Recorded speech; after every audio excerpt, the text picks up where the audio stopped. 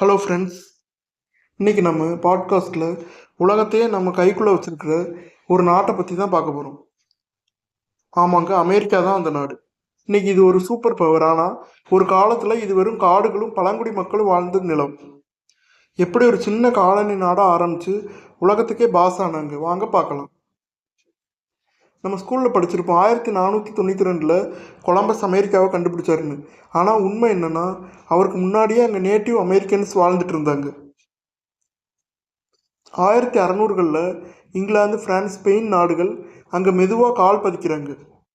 குறிப்பாக பிரிட்டிஷ்காரங்க 13 காலனிகளை உருவாக்குறாங்க. முதல்ல எல்லாம் சுமூகமாக தான் போயிட்டு இருந்தது.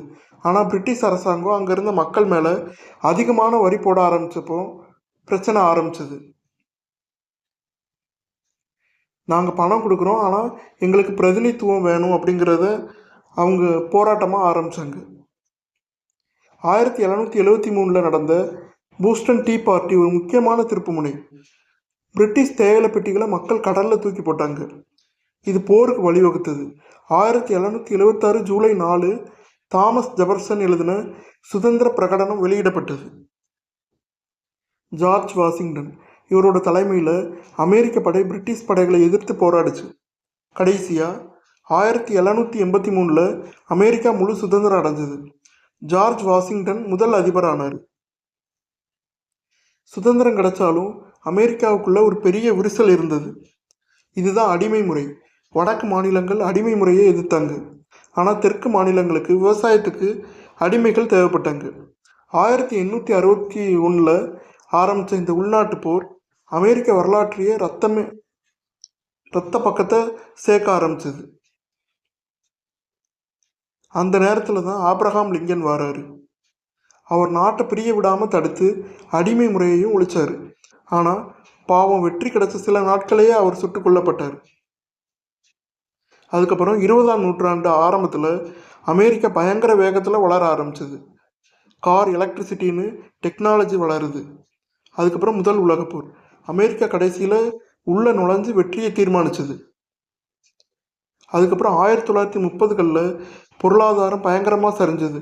மக்கள் சாப்பாட்டுக்கே கஷ்டப்பட்டாங்க. அதுக்கப்புறம் 2ஆம் உலகப்போர், ஹிட்லரோட ஆதிக்கம், ஜப்பானோட போரில்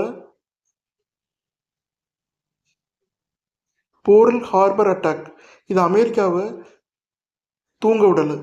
அணுகுண்டுகளை பயன்படுத்தி போரை முடிவுக்கு கொண்டு வந்த அமெரிக்கா உலகத்தோட நம்பர் 1 சக்தியாக உருவெடுத்துச்சு. அதுக்கப்புறம் 2ஆம் உலகப்போருக்கு அப்புறம் ரஷ்யாவுக்கும் அமெரிக்காவுக்கும் ஒரு பனிப்போர் நடந்துச்சு.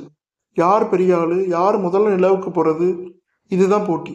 1960களில் மார்ட்டின் லூதர் கிங் தலைமையில் கருப்பின மக்களுக்காக உரிமை போராட்டம் நடந்துச்சு. அதுக்கப்புறம் 2000 தீவிரவாத தாக்குதல் அமெரிக்காவை உலுக்கி போட்டது. 2001 இப்படி பல ஏற்ற இறக்கங்களை சந்திச்சு இன்னைக்கு நாம் பார்க்குற அமெரிக்கா நிற்கிது. யோசிச்சு பாருங்க, 250 வருஷத்துக்கு முன்னாடி வெறும் 13 காலனிகளாக இருந்த ஒரு நாடு இன்னைக்கு உலக அரசியலையும் பொருளாதாரத்தையும் தீர்மானிக்குது. இதில் நிறைய போராட்டங்கள், இரத்த களரிகள், அதே சமயம் அசாத்தியமான கண்டுபிடிப்புகள் இருக்கு. இந்த கதை உங்களுக்கு பிடிச்சிருக்குன்னு நம்புகிறேன். அடுத்த எபிசோடில் வேற ஒரு சுவாரஸ்யமான தகவலோடு உங்களை சந்திக்கிறேன். தொல்லியல் சேனலை சப்ஸ்கிரைப் பண்ணுங்கள். நன்றி.